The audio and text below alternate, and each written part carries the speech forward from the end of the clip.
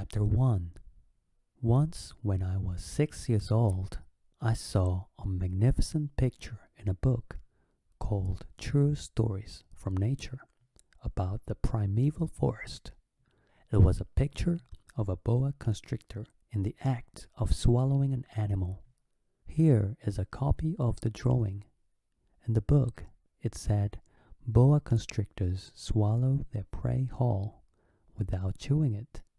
After that, they are not able to move, and they sleep through the 6 months that they need for digestion.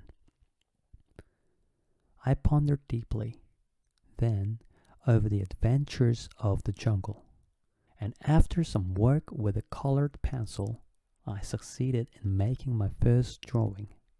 My drawing number 1. It looked like this. I showed my masterpiece to the grown-ups and asked them whether the drawing frightened them. But they answered, "Frightened? Why should anyone be frightened by a hat?" My drawing was not a picture of a hat. It was a picture of a boa constrictor digesting an elephant. But since the grown-ups were not able to understand it, I made another drawing.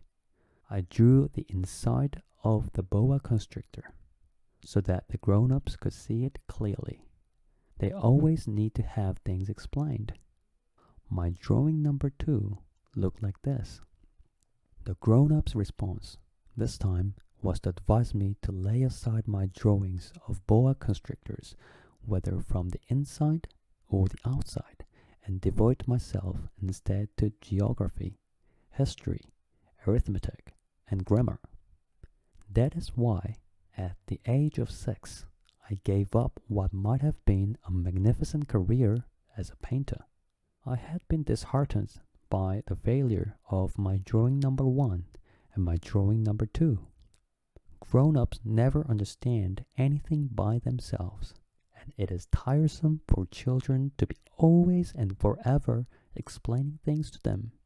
So then, I chose another profession and learned to pilot airplanes. I have flown a little over all parts of the world, and it is true that geography has been very useful to me. At a glance, I can distinguish China from Arizona. If one gets lost in the night, such knowledge is valuable. In the course of this life, I have had a great many encounters with a great many people who have been concerned with matters of consequence. I have lived a great deal among grown-ups. I have seen them intimately, close at hand, and that hasn't much improved my opinion of them. Whenever I met one of them who seemed to me at all clear-sighted, I tried the experiment of showing him my drawing number 1, which I have always kept. I would try to find out, so if this was a person of the true understanding. But whoever it was, he or she would always say, "That is a hat." Then I would never talk to that person about boa constrictors, or primeval forests, or stars. I would bring myself down to his level. I would talk to him about bridge, golf, and politics, and neckties, and the grown-up would be greatly pleased to have met such a sensible man.